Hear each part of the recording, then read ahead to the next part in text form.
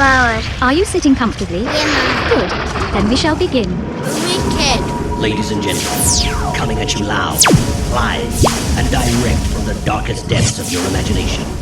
Turn it up, turn it up, turn it up! Step forward. Welcome to StepfaWord, where AI meets creativity and reflection. In today's segment, Talk to Dee Book, the work asks the author the questions. Come make we step into the page and explore the inspiration, meaning, and message behind poetry, song, and storytelling. I am Dee Book. I carry the words. I ask the questions. Today we explore The Higher the Monkey Climb, written by my guest, Mycall Isrell. Hi, Dee Book. Hello, Mycall. Welcome. Thank you for being here. Hi, Dee Book. Thank you for inviting me and once again giving me the opportunity to talk to the lyrics that I'd written. So what go on today? It's great having you here. Okay, Mycall, do this. When you first chose this proverb as the spine of the piece, were you speaking to others or were you checking yourself first? I look at myself first regarding this proverb, It said the higher the monkey climb, him get more powerful, but lose all sense of humility and gratitude. The proverb also warns about bragging and showing off. Sooner or later, you're going to get exposed. See? So if you want to see people's true colors, give them or take away their power and status. You soon see who they are. There's a recurring concern with visibility names in the sky. Paparazzi, likes, spotlights. What moment or environment made fame feel less like aspiration and more like exposure?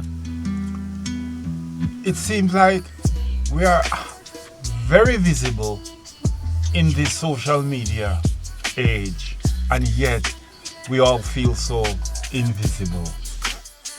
The greater the exposure, we try and fill the empty space with more noise in order to hide the emptiness.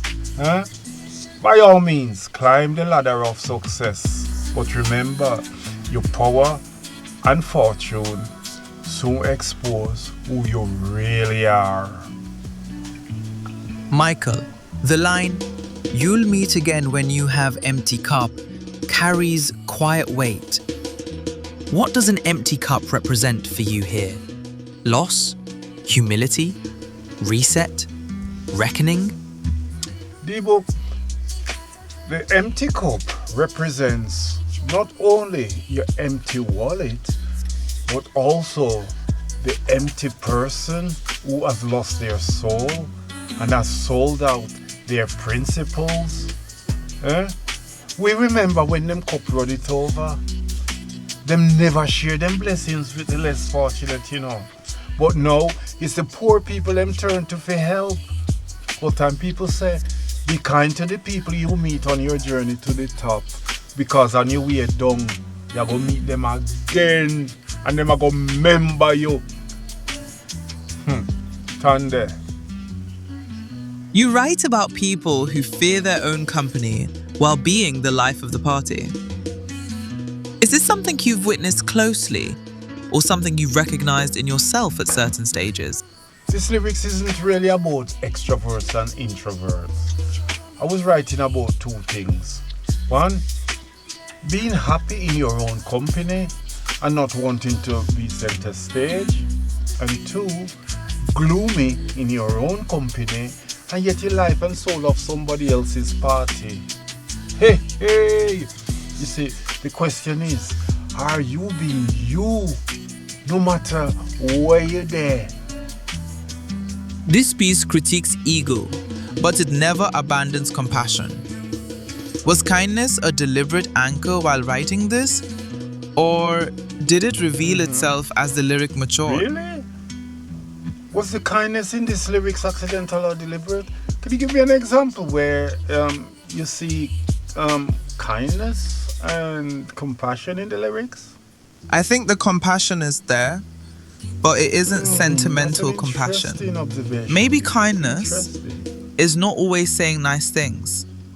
Maybe sometimes kindness is simply telling people where the cliff edge is. That's an interesting observation, Dee Book. Interesting. Okay, Michael, let me ask you finally. If this lyric were a warning sign on the road of success, who did you imagine reading it first? The young climber, the seasoned star, or the person quietly questioning why they want to climb at all? This lyrics is a warning to the amateur, professional, and the wannabe successful. I'm encouraging everybody to climb the ladder of success. I'm also encouraging them to be cautious against arrogance, you see.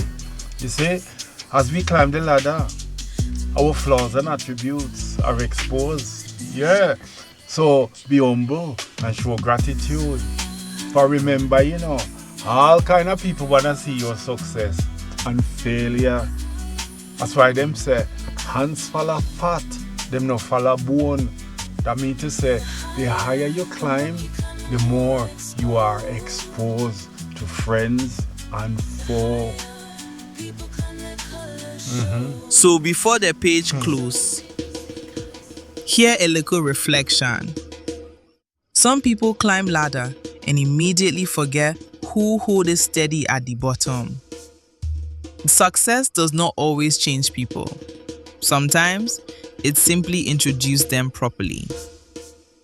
Social media strange, Everybody connected and everybody asking why them feel disconnected. Some people afraid of being alone, so them stay busy until them accidentally become stranger to themselves. The higher the monkey climb, the more people watching, including people who never noticed the monkey before. Gratitude is a funny thing. It weighs almost nothing, yet some people drop it soon as them reach the top. And remember, ants follow fat, them not follow bone. So when companies suddenly multiply, double check whether them love you or just love the picnic. Thank you, Michael Isrell, for stepping into the page with us. Thank you, Dee Book, for giving me the opportunity to reflect on my lyrics that I had written. Yeah, man. Thank you, and I'll see you soon. Stay blessed. All right? This has been Talk to Dee Book. I carry the words, I ask the questions. Until we meet again, stay with the work. Please take a moment to like, share or leave a comment. And thank you to our sponsors and supporters. Your support is invaluable. Thank you for believing in us and making our journey possible. With gratitude, from Patwah Media.